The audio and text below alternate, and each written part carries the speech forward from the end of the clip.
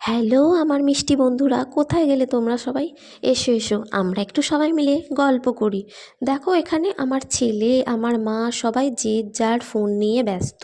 কেউই আমার সঙ্গে কথা বলছে না, কেউই আমার সঙ্গে গল্প করছে না। তাই আমি ভাবলাম আমার তো বন্ধুরা রয়েছেই, তো আমি আমার বন্ধুদের সঙ্গেই একটু গল্প করি। আর শুধু কি গল্প করলে হবে, খাওয়া দাওয়াও তো কিছু করতে হবে, তাই না?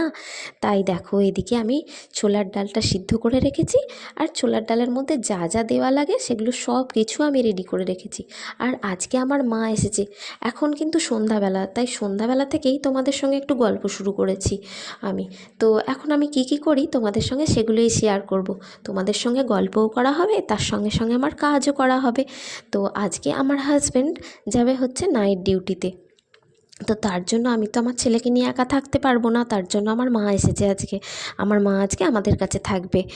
আর এই দেখো তোমাদের সঙ্গে কথা বলি, আর এদিকে আমার ছোলার ডালটাও মোটামুটি রেডি হয়েই গেছে। তো ছোলার ডাল করতে যা যা লাগে তোমরা তো সবাই জানো, সেইভাবেই আমিও ছোলার ডাল করি। কিন্তু অনেকে অনেক রকমভাবে রান্না করে, তোমরাও তো আমাকে কিন্তু জানিও তো তোমরা কেমনভাবে ছোলার ডাল করো, তাহলে আমিও একটু চেষ্টা করব। নতুন নতুনভাবে আইটেম বানিয়ে খেতে সবারই তো ভালো লাগে, তাই না? তাই বন্ধুরা, তোমরা কীরকমভাবে ছোলার ডাল বানাও? আমি তো এইভাবে বানাই, তোমরা তো সবটাই দেখলে। কিন্তু তোমরা কীরকমভাবে বানাও, আরও কিছু দাও নাকি, সেগুলো আমাকে কিন্তু অবশ্যই জানিও, তাহলে আমিও একবার চেষ্টা করে দেখব। আর এই দেখো ছোলার ডাল তো আমার অলরেডি হয়ে গেছে, মোটামুটি নুন মিষ্টি সব দিয়ে দিয়েছি। আর আমার আটা মাখাও হয়ে গেছে। রাত্রিবেলা তাড়াতাড়ি রান্না করে নিয়ে ঘরের মধ্যে ঢুকে পড়বো। এত ঠান্ডা পড়েছে না, বাইরে তো থাকাই যাচ্ছে না। কিন্তু কী আর করা যাবে বলো, রান্না বান্না তো করতেই হবে। আর ওরা ঘরে বসে গল্প করছে, করুক, তার মধ্যে আমিও তোমাদের সঙ্গে একটু গল্প করতে করতে আমার কাজবাজগুলোও করে নিই। আর এই দেখো আমার ছোলার ডাল কিন্তু অলমোস্ট কমপ্লিট। এবার ছোলার ডালটা নামিয়ে নিয়ে এই যে আটা মাখাই আছে, রুটিগুলো সেঁকে নেবো, হয়ে যাবে তাহলেই। তারপরেই আমার হাজব্যান্ডকে খেতে দিয়ে দেবো, ও তো খেয়ে দিয়ে কাজে বেরোবে, তাই না? আর এই দেখো সব কিছু কমপ্লিট। আর তোমাদের সঙ্গে তারপরে আর রাত্রিবেলা কথা বলাই হয়নি, এত ঠান্ডা, আমরা খেয়ে দিয়ে সবাই মিলে শুয়েই পড়েছিলাম। আর এই দেখো সকাল সকাল উঠে পড়েছি। আমার হাজব্যান্ড যেহেতু সকালবেলা মানে অফিস থেকে চলে এসেছে ডিউটি সেরে, তো আমরাও সবাই মিলে সকাল সকাল উঠে পড়েছি। আর চায়ের জলও বসিয়ে দিয়েছি, উঠতে ইচ্ছাই করছিল না গো, কিন্তু কি করব বলো, এত ঠান্ডা, তার মধ্যে উঠতে তো হবেই, ঘরের কাজ বাজ আছে, সবই তো করতে হবে। আর আমার রান্নাঘরের অবস্থাটা ঠিক এই রকম এখনও পর্যন্ত আছে। আমি যত রাতই হোক রান্নাঘর পরিষ্কার পরিচ্ছন্ন করে গুছিয়ে গাছিয়ে রেখে তবেই শুতে যাই। রাত হলেও ঠান্ডা থাকলেও এই সকালবেলা ঘুম থেকে উঠে যদি দেখি অগোছালো রান্নাঘর, আমার একদম ভালো লাগে না।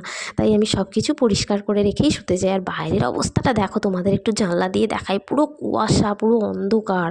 আর এই দেখো আমাদের সবার জন্য চা করে নিয়েছি, আমরা এখন সবাই মিলে চা খেতে খেতে একটু গল্প করব।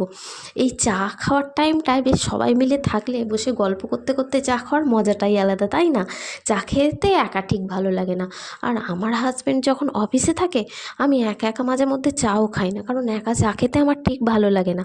আর আজকে যেহেতু সবাই মিলে চা খেতে বসেছি, আবার এই বাইরে এরকম ঠান্ডা কুয়াশা, এর তো মজাই আলাদা। আর আমরা একটু গল্প করতে করতে চা খেয়ে নিই। তারপরে দেখো আমার ছেলেও আজকে আমাদের সঙ্গে না সকাল সকাল উঠে পড়েছে। ও কিন্তু এত সকালে ওঠে না, ওর যেহেতু পরীক্ষা মিটে গেছে, ওর যেহেতু স্কুল ছুটি, ও কিন্তু একটু দেরিতেই ওঠে। আর আমরা ওকে তুলিও না, যেহেতু খুব ঠান্ডা, কিন্তু আজকে দেখো উঠে পড়েছে সকাল সকাল। আর আমরা চা খেতে খেতে সবাই মিলে একটু গল্প করে নিই, তারপরে তোমাদের সঙ্গে আবার কথা বলছি।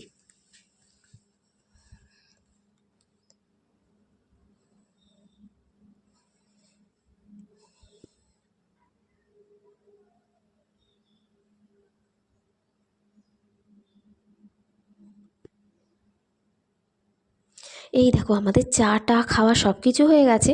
আর আমি একদিকে ভাত বসিয়ে দিয়েছি, একদিকে ডাল বসিয়ে দিয়েছি। আজকে না একটু বেলাই হয়ে গেল, বাইরের অবস্থা দেখে মনেই হচ্ছে না যে বেলা হয়েছে, কিন্তু ঘড়িতে এখন অনেকটাই বেলা।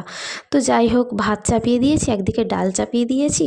আর আজকে সেরকম কিছু কাজ করতেই পারছি না, পা যেন সরছেই না।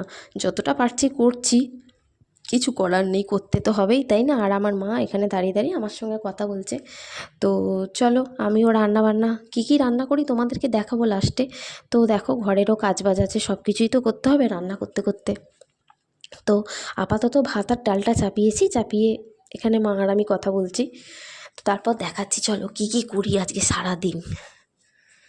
প্রচণ্ড ঠান্ডা গো। তোমাদের ওখানে কেমন ঠান্ডা পড়েছে? আমাদের ওখানে তো মারাত্মক ঠান্ডা। আমি আবার চাটা খেয়ে সকালে মোজা পরিনি, এখন আবার নতুন করে মোজাও পরে ফেলেছি, এত আমার ঠান্ডা লাগছে, না হলে আমি কাজই করতে পারছি না।